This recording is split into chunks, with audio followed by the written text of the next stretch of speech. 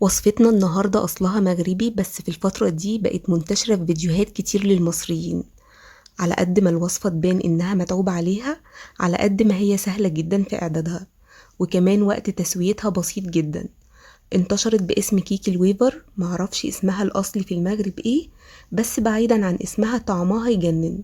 شكلها منتظم ومتناسق، وطعمها ما تقدروش تخيروا ما بين إن كان كيك ولا بسكويت ولا باستا فلورا. من الآخر كده هي مزيج ما بين التلات حاجات دول. طريقة إعدادها سهلة جدا، وكمان ما بتاخدش وقت خالص غير نص ساعة في تحضيرها، وثانيتين بس في الأكل. شايفين الجمال؟ بجد تحفة. ويلا بينا نبدأ في تحضير الوصفة. هحتاج لي معلقتين كبار كده مليانين على الآخر من النشا، وربع معلقة صغيرة من الملح، معلقة كبيرة كده من البيكنج باودر، ومعلقة كبيرة من الفانيليا السائلة، معلقتين كبار من الكاكاو الخام غير محلى، كوباية كده من السكر، وكوباية من الزيت، وحوالي 5 أكواب من الدقيق، و4 بيضات بدرجة حرارة الغرفة، الصفار والبياض. هنجيب شفشق الخلاط، وهبدأ أضيف فيهم البيض. البيض ضروري يكون بدرجة حرارة الغرفة، وهنزل عليهم بالفانيليا. لو هتستعملوا فانيليا باودر عادية تقدروا تستعملوا بمقدار ظرفين كده من الفانيليا، أو بمقدار نص معلقة صغيرة فانيليا باودر. ضفت عليهم السكر، ونزلت عليهم بالزيت. الكوباية اللي أنا مستعملاها في المقادير كلها هي الكوباية اللي هي 250 ملي. ضربت بقى الخليط ده في الخلاط، تقدروا تضربوه في مضرب البيض أو بالويسك اللي هو اليدوي، أي حاجة. يعني أهم حاجة إن احنا ندوب السكر كويس، ونخلي الخليط لغاية لما يبقى فاتح معانا. بعد كده هنجيب بقى المواد الجافة. ضفت هنا الملح والبيكنج باودر والنشا، وهنزل عليهم بنص كمية الدقيق الأول. أهم حاجة نكون خالطين مش خالطينه، نخلين الدقيق كويس والنشا، علشان ساعات بيبقى فيه تكتلات. أنا ضفت هنا نص كمية الدقيق، وهبدأ إن أنا أخلط بقى المكونات دي كلها في بعض. طبعا أنا هحتاج الكمية كلها، هي بالظبط كده خدت معايا 5 أكواب دقيق. أهم حاجة إن احنا ما نعجنش العجينة كأننا بنعجن عيش أو نعجن الحاجات اللي هي المخبوزات. نلم بس العجينة كده، ومعروف ان اي عجينة داخلها بيض بتفضل انها تلزق في الايد، فعشان نحس العجينة نحسها بايدنا اللي احنا مش بنعجن بيها. ما نعجنش العجينة. وزي ما وريتكم كده ان احنا واحنا بنقطع العجينة ما بتمطش معانا، بتقطع على طول، ما بنسيبهاش ترتاح ولا حاجة. بعد كده مسكت بقى العجينة وقسمتها لجزئين زي ما انتوا شايفين كده. يعني بحاول على قد ما اقدر يكون الاتنين متساويين، يعني في نفس مقاس بعض.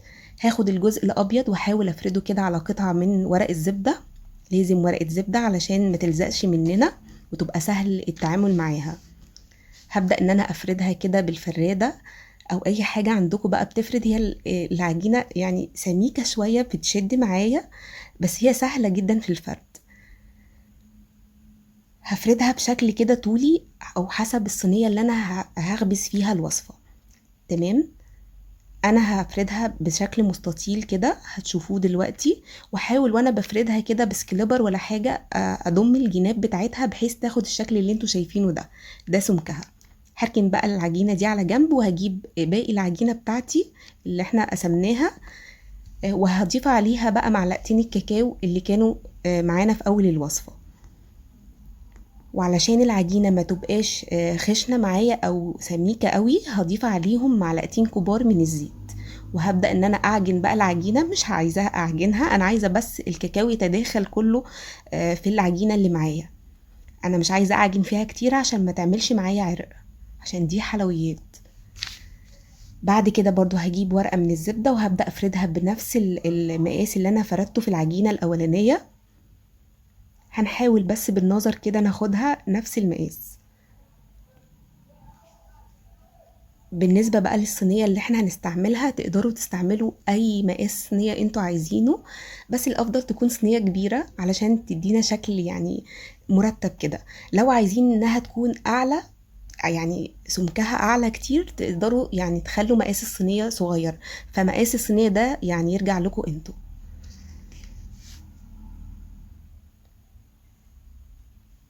حلاوة بقى الطريقة ديت ان هي ما بنسيبهاش ترتاح زي مثلا اي مخبوزات بنعملها، وزي الكيك كده يعني ما بتاخدش برضو وقت في السوا. يعني يا دوب احنا بنعملها بندخلها الفرن يا دوب نص ساعة. الكيك معروف انها بتاخد ساعة، دي يا دوب نص ساعة وبنخرجها. سويت بقى الشكل ده كده، شايفين؟ هنجيب بقى اللي هي اللي عملناها الاول، او مثلا اللي هي اللي بالكاكاو عادي، اي حاجة نحط التانية عليها على طول بالشكل ده. نحاول على قد ما نقدر ان احنا يعني نظبطهم على بعض، هي كده كده يعني هتطلع في الاخر حلوة حتى لو في جزء اكبر من التاني، بس نحاول على قد ما نقدر نظبط يعني الدنيا مع بعضها كده. بعد كده هبدأ ان انا اطبقها على بعضها بالشكل ده كده.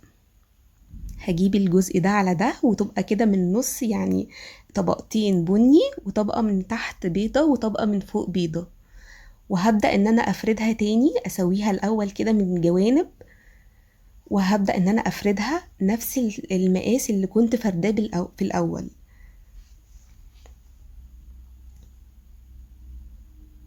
ما تقلقوش خالص لو حاجة اتقطعت كده من الجنب، هي في الاخر هتديكوا نفس الشكل ونفس الطبقات اللي شفتها في اول الفيديو.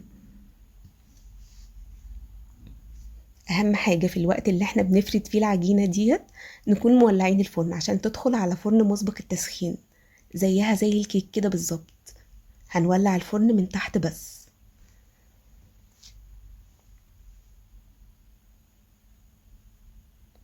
وهبدأ بقى ان انا افردها كده، وبرضو هطبق الطبقة ديت على الطبقة دي. هنعمل الحركة ديت 4 مرات، يعني هنبدأ نطبقها ونفردها تاني، ونطبقها ونفردها ونطبقها ونفردها.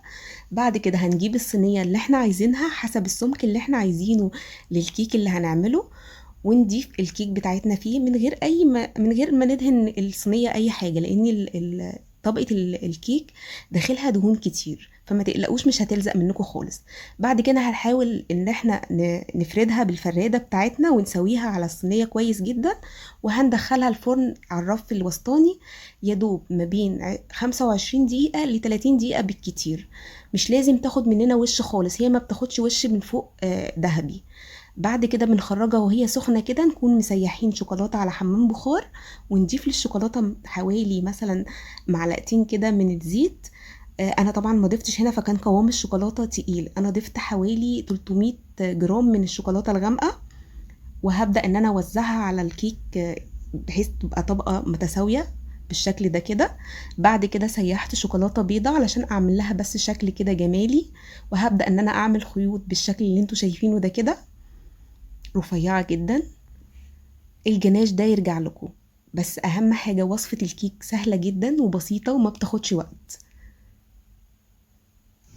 تقدروا بقى تعملوا بدل طبقة الشوكولاتة الغامقة ديت، تقدروا تعملوها بيضة وتزينوها بخطوط رفيعة من فوق شوكولاتة اللي هي الغامقة. وهنبدأ بقى بخلة أسنان كده، نبدأ نروح ونيجي تعمل لنا الشكل الجميل ده. بعد كده بنجيب بقى سكينة وهي سخنة كده قبل ما الشوكولاتة تمسك علشان ما تتفرفتش مننا. هي الكيك اصلا مش بتبقى يعني ناشفة زي البسكويت، هي ما بين انها طرية وما بين انها ناشفة، يعني مش ناشفة قوي ولا طرية زي الكيك قوي. تمام. فكده كده اوريدي هتتقطع معانا، سواء بردت او ما بردتش هتتقطع معانا، بس الميزة ان احنا بنقطعها والشوكولاتة سايحة علشان ما تتكسرش معانا من فوق. وبس كده تقدروا بقى تقدموها مع شاي بلبن او قهوة او اي حاجة بقى، مشروب ساخن كده في الجو الجميل اللي احنا فيه ده. بجد هتعجبكم قوي، من الحلويات السهلة اللي ما بتاخدش وقت وشكلها شيك جدا. تقدروا برضو تعملوها وتهادوا بيها اي حد. وبس كده، اتمنى تجربوا الوصفة، وصحة وهنا مقدما لكل اللي هيجربها، وباي باي.